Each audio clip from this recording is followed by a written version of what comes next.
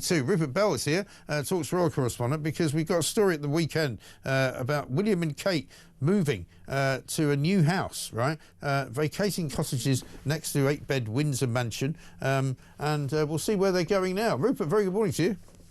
Good morning, Mike. I was reading over the weekend that it may well be that Buckingham Palace becomes a place where nobody really lives. Well, I don't think anybody really wants to live in it. No. It's too old, isn't it?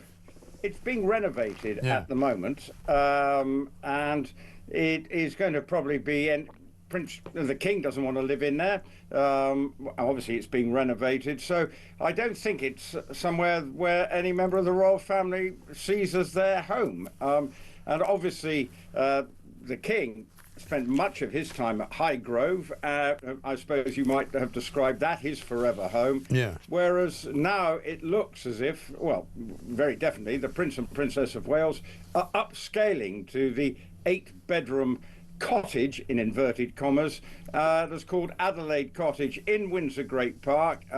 It's being refurbished, and the sort of slight fallout is that it appears that two groups of people living in two cottages were asked to move on, right, and move to other accommodation within the Great Park, because obviously maybe the Waleses feel they don't want people living too close to them, so they're affording them a degree of privacy. Would these be people that work in the sort of the royal family? Would they be people that have jobs inside Windsor Great Park?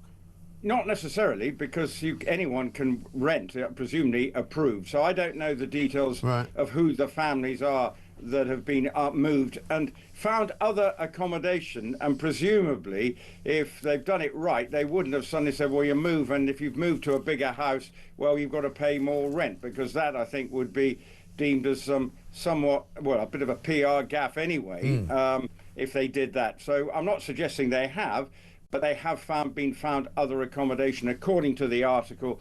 And at the time, the families living in those houses were surprised to be asked to move on. But yes.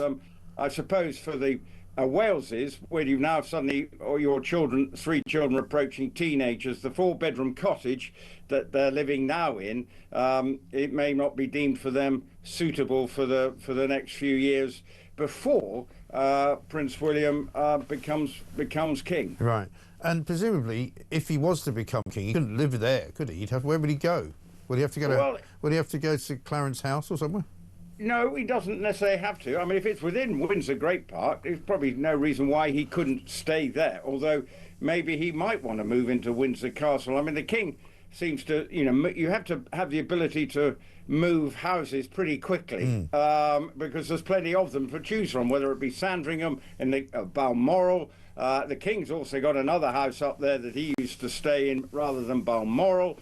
So there's plenty of accommodation available for members of the royal family. But in terms of when he becomes king, if he wanted to stay there, there would be nothing to stop him, because obviously the current king does go to Highgrove as and when his diary allows him to. There's no necessity to have a place in London then for the king? I think he probably would have to have somewhere where he'd go to, because he might have to spend a bit more time there, as a result of his position as the king. But, Windsor's not that far away, so it is possible, and he doesn't have to worry about a traffic jam on the M4 to get back to Windsor. So it's not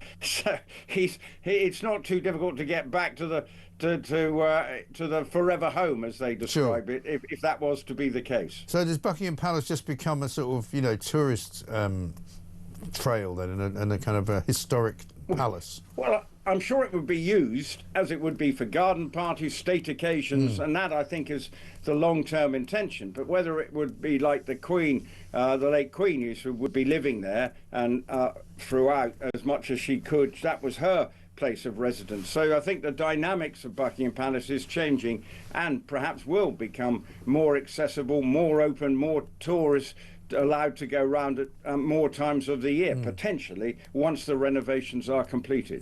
Interesting. Let me ask you about one other thing that I know you've got a great interest in: horse racing going on strike on September the 10th. This is pretty unprecedented. Apparently they're not happy. The British Horse Racing Authority are going to walk out because Rachel Reeves wants to up the tax on them.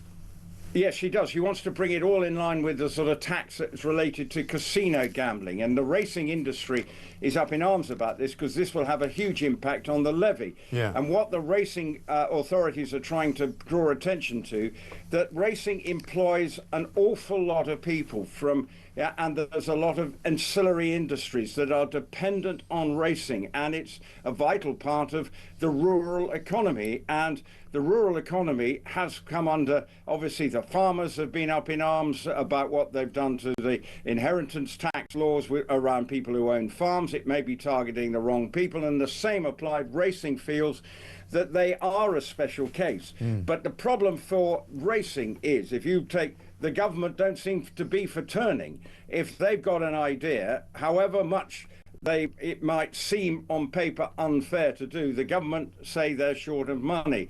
And despite the fact that Lady Starmer is a big racing fan, so hopefully she might be able to have a word in Sir Keir Starmer's ear once he's back in the country, to maybe plead racing's case in this example. And I think there's going to be, as I say, no racing on the 10th, which is an unprecedented move from the racing authorities, just trying to highlight the issue.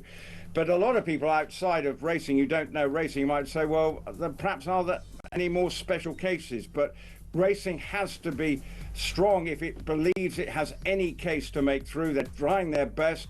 I know that in my local area of Stratford-upon-Avon, our Liberal Democrat MP has actually said, I support racing's case, because she knows if it does go, because this is a big racing area. So there are MPs who are shouting from the top with regard to this. Good stuff.